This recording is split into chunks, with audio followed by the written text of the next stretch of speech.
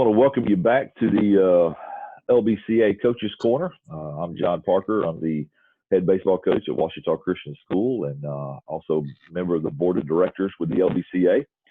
And on this edition of the LBCA Coaches Corner, we have Coach Aaron West from Glenmora High School, just south of Alexandria there. And Coach, appreciate you joining us this morning. Thank y'all, man. Well, Coach, we've kind of done this with every edition with the Coaches Corner. Just kind of starting off, what I'd like to do is just have you, just kind of introduce yourself and kind of tell us about your career and from start to now, and then if you want to go ahead and get into during that particular segment, you can talk about some of the influences in your career and why you do what you do as far as coaching. Go ahead. All right, Coach. Yeah, I'm Aaron West at Glenmora High School. This is actually my third school to coach at, and I've been in it for 9 years. Started in my hometown, and honestly thought this is where I want to be. And then took a job at a small school, Georgetown, north. And then a call from the principal here at Glenmora. Just said there was an opening. Always knew it was a good program, and I would be about 25 minutes from home. But I didn't want to leave those people at Georgetown. I ended up making the decision to come to Glenmora. It's my year here, and we've had some success. We've done a lot of great things here. I've got a great helps the program. And Welcome back to the LBCA Coaches Corner. My name is John Parker. I'm the head baseball coach at Ouachita Christian, and I'm also a member of the board of directors with the LBCA. And we've had several editions of the LBCA Coaches Corner. Hope you've been able to tune in, and hope you've enjoyed getting to know some of our coaches from around the state. Today we have Coach Aaron West from Glenmora High School. So, Coach, thank you for joining us this morning. thank y'all for having me.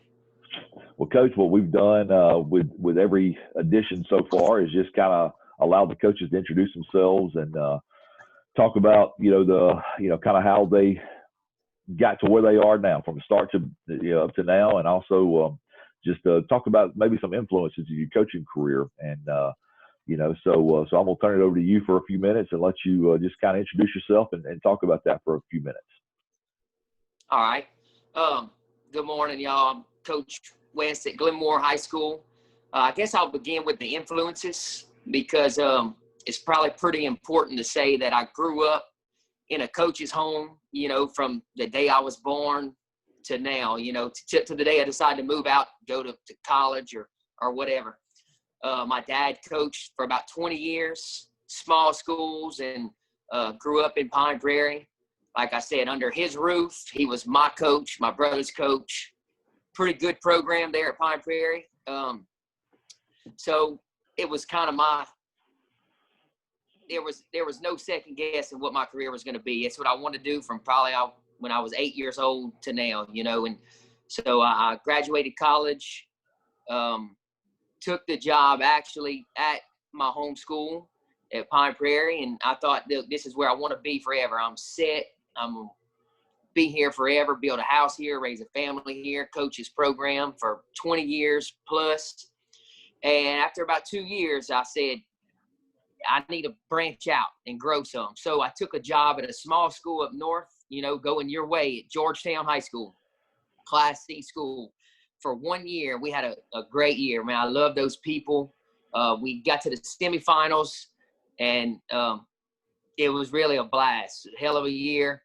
And I got a call from the Glenmora principal, and she just said, we have an opening, interested in you, want to know if you're interested in us. So I said, well, it's going to be a tough decision. Well, I'm 25 minutes from home, from Pine Prairie here. So I decided to take the job. I've been here 7 years.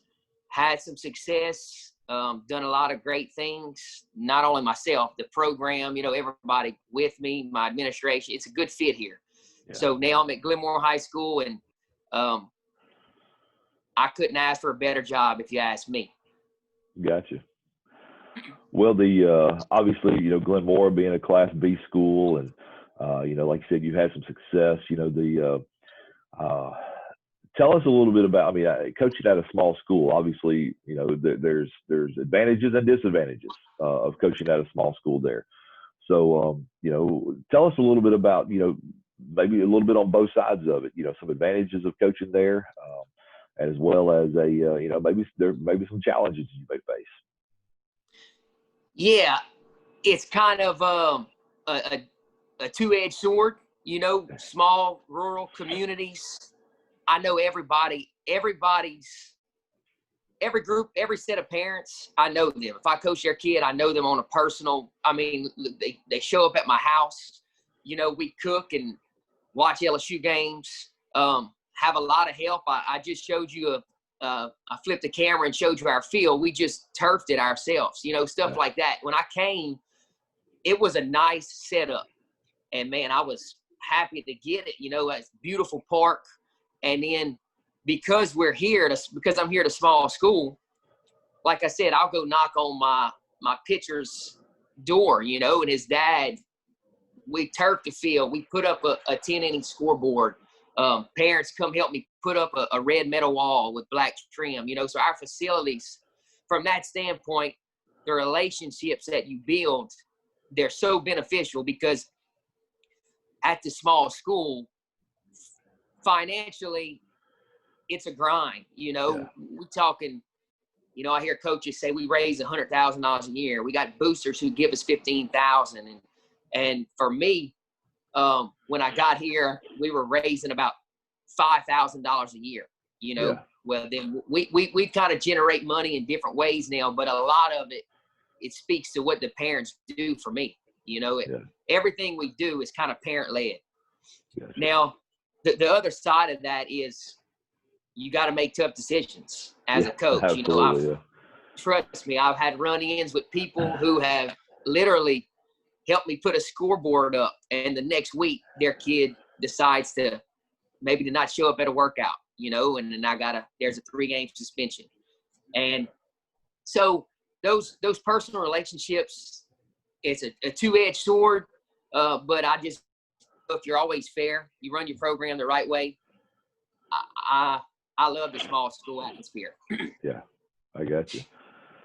Yeah, I can relate to some of that as far as just being a small school, small program, that kind of thing. And we've been fortunate to obviously private school, a little bit different than being a public school, but it's you still got to depend on those relationships with your parents and the funding there, that kind of thing. You've got to depend on all of that. And sometimes, like you said, some parents have expectations of, if I give this, exactly. I'd like for my kid to play a little bit more. And exactly. I think pretty much any program in the state or in the nation can coach can relate to that. Yes, probably so. One thing that I was just thinking about as we were talking, and I didn't really put this on the topics that I sent to you, but as far as coaching at small schools, Class B schools, obviously you got to share athletes with other programs, and I know obviously basketball is a big program there. So how do you and the basketball coaches, how do y'all go about sharing athletes being at a, small school? There's only a certain amount of kids that to share. So how do y'all, kind of give us some insight on how y'all work that relationship? Myself and our basketball coach, we have a pretty good relationship. So we do fall ball here, and which is normally in September. With the pandemic that took place, we weren't able to do it. But they don't start basketball until October. So he allows me to have my boys for fall ball, which is good because they get an extra 12 games. During the season, it's pretty common at every small school. It's understood that key basketball guys, we're not getting them until that basketball season's over. And if you understand that coming in, you don't have any problem with that. Now, there's also an understanding where, hey, if this guy plays 2 minutes a game, coach, you mind if he's my center fielder. You mind if I have him? That's where a good relationship with your basketball coach comes into play. And, you know, I've never had a problem. He always gives me those guys because it's small schools. They usually love them both pretty equally. Those, like you said, it's the same athletes. They don't want to miss out on basketball. They don't want to miss out on baseball. Yeah. So that coach's relationship is really pivotal to their 4 years of high school eligibility. You know, absolutely. So they don't have to miss anything, and neither program suffers. You know, with the power ranking system, if we get off to a poor start because I'm missing my basketball guys, that affects the whole year. You know, that affects being at Sulphur, you know, in middle of May. So I think we both understand that, and that's pretty common of how things are run at a small school, you know. Yeah. Okay. Well, kind of getting to the baseball side of it, so tell us a little bit about, you know, as far as, you know, whether it be your background. I mean, something that you think that, you know, maybe that you teach, or, you know, one of your assistants teaches really well. You know, I wouldn't say, you know, I don't think any of us consider ourselves, you know, any type of guru of, you know, hitting or pitching or whatever. But I mean, there's, you know, different specialties, I guess is the best word that we like. And so tell us a little bit about that. What do you feel like is kind of your specialty in coaching?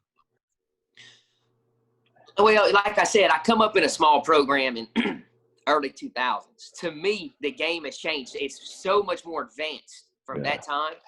Like, I watched my dad run a practice by himself. Yeah. So did we get everything we need? I believe my players get a lot more just because I'm blessed to have two good assistants. And, you know, we kind of key in on what we think. Like you said, none of us are claiming to be gurus at any phase or facet of the game. But I have a guy who, you know, played middle infield at the next level. So, you know, he takes all my infielders. And we have it all timed out. I'm sure, you know, like all of y'all, all the good programs, you know, the driven coaches, we have everything timed. You know, it might be 20 minutes of this and 20 minutes of this. So I usually take the outfielders, my middle infield guy, you know, he takes all the infielders. He does his drills. I don't even question him. I know he's good. I trust him. So he has his, excuse me, you know, he has his practice, his spreadsheet. This is what he does on Monday. This is what he does on Tuesday. Then my other assistant is, I say we're not gurus, but he's pretty much a pitching guru. Yeah. That's what he actually pitched for me in high school, and he studies it. He's obsessed with it. And he'll take those guys during BP. You know, if we say, they've done their infield work, you know, with my infield coach the last 3 days, he'll take them for their bullpens. He'll critique them. They'll fix things. So you just get so much more out of the coaching staff, to me, than what you used to. Just by splitting up and giving them, hey, coach, look, 20 minutes of this, 20 minutes of that. And those kids get way more because it's almost like an individual workout. You know, it's not just, we're going to take an in and out. You field some balls, let's turn two. You know, they need to learn how to work through the ball, get their feet around the ball. And I think that's changed. Like I said, I come from a small school that really didn't have that because I watched my dad run a practice by himself. So, you know, managing like a small school team, you know, obviously you have a lot of players that are, you know, your shortstop's probably also a pitcher, your second baseman's a pitcher, your center field, you know. So how do you manage a practice where you have those dual roles? You know, I mean, they need their reps at middle infield, but yet they also, it's a bullpen day for this dude. You know, so how do you go about managing some of those dual roles?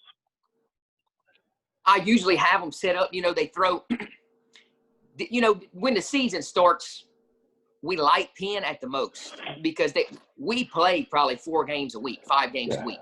So we can't go throw a full bullpen, you know, 70 pitch bullpen on Tuesday and expect my guy to come throw on Thursday, you know? So I would say that month leading up to the season that they give us, you know, I'll have days designated, and they just know that day they don't get the individual work. They'll still take in and out with us. They'll still fill their position during BP. But, you know, Mondays I'll have my 3 pitchers who they go to my pitching coach. This is your individual work for today. And then Tuesday, Wednesday, Thursday, you know, you're doing your infield individualized stuff. You know, Monday, Fridays are your bullpen days. Gotcha. And it works pretty well. It works pretty well because it actually gives my young guys more reps, you know, with getting a couple of my key guys. Like you said, my shortstop a lot of times is my number 1 on the mound. Yeah. So it gives other guys that opportunity to fill that role for that day too. Yeah, absolutely. Well, you mentioned a few minutes ago, just, you know, like even since 2000, you know, how the game, you know, the year 2000 is how the game has kind of evolved. You know, so, you know, you can pretty much look on the internet or go on Twitter and, you know, see all kinds of hitting gurus or pitching, whatever, and find any program that you want to find. So in your, you know, kind of your short time here, I mean, as far as a career goes, what do you think, you know, like you started out teaching it, you know, whether it be hitting or pitching, you started out teaching it this way, but now you've kind of evolved into teaching it different, you know, over the past, you know, 10 years or so. So what's one in particular, one area that you think has evolved more than others? Oh, I think hitting is a revolving door. It's something new every year. Myself, you know, I would think the majority of people, you know, they're going to teach inside, out the ball, you know, stay inside, hands inside. Used to be, I can remember when it used to be down to the ball, you know, go down quick to the ball. Now everyone's kind of going launch angle. Yeah. So what I do is I let you know, I have kids who, whatever swing fits the natural for them. You know, I have something, I don't mess with it. To me, it's harder to hit going down to the ball because the barrel is in that zone a lot less time than it is with that launch angle. But it's that launch angle, I do believe only a certain caliber kid can really do that, you know? So I really don't mess with their philosophy. You know, if I had a kid who hit 3-hole for me in 2017. And that's when we kind of started wanting to teach launch angle more. And look, he hit the 3 for me, and he was so quick going down to the ball. His timing was impeccable. Kids like that, we don't touch. You know, now we do benefit from getting kids in the 7th and 8th grade here. Yeah. So we say, look, you got time. You're not going to start till you're a sophomore. Let's work on this. But again, if their natural swing is one way or the other, we let them go with that, and we work on them with that, you know, and I think that's how you're going to get the most out of them. Yeah. Do you feel like you spend more time on the mechanic of a swing, or do you think you spend more time on the plate approach? Here, the plate approach. Yeah. Because of the fact, you know, like I know y'all are a good program, coach. You probably get kids in that they do it, year round, you know. So they know when they step in the box for you, they have their approach. You know, they've been doing it for my kids here. Some of them, I'm fortunate, you know, usually I'll have 4 kids that do that stuff year round. So their approach is they know, they think in counts, you know, what I'm going to do here, what's coming, what's my approach, hit it the other way. But a lot of kids I get here don't understand counts, you know, don't understand plus count, how important a plus count is. So we really have to talk them through that in BP sessions. Yeah. And like I said, we get them in the 8th grade. By the time they're sophomores, juniors, I would like to think they're pretty polished on that part. Yeah. But we do stress the approach part of hitting. I think there's probably more coaches than you realize across the state, you know, regardless of what kind of program that they're running, that we're seeing more of that, because, you know, I know what we see as far as on a private school level, a lot of my kids have they have their own private hitting instructors. You know, they're going to go to the local hitting, you know, guru or whoever, and we don't you know, we'll do some mechanical stuff. You know, obviously if we see a kid that, you know, needs fixing or needs a drill to help work on something, we're going to. But we spend a ton of time on plate approach as well. I mean, you know, that's what we want them to understand. You know, here's what you're looking for before you ever get in the box. You know, we don't want you thinking in the box. We want you thinking on when you're on deck, when you're in the dugout. Yeah. Those things. So we spend a ton of time on plate approach as well. So well, we'll start wrapping this thing up. You know, of course we've already hit on the small school stuff and advantages, disadvantages, those type of things. You know, your career, I mean, what it sounds like you've been coaching for, you know, a little bit over 10 years, somewhere in that area.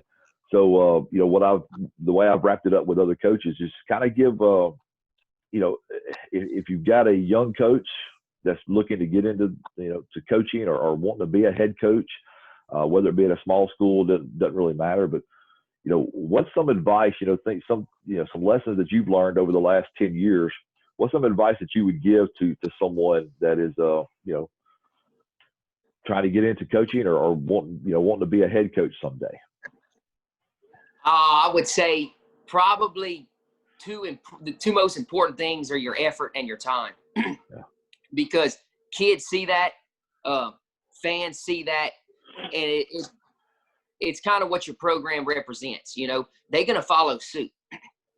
So my kids know how hard I work, my effort, the time. You know, I demand a lot of their time, which was different than it has been here. You know, like I said, a lot of my kids, they would play basketball, and then baseball season gets here. Okay, now we're baseball players. Yeah.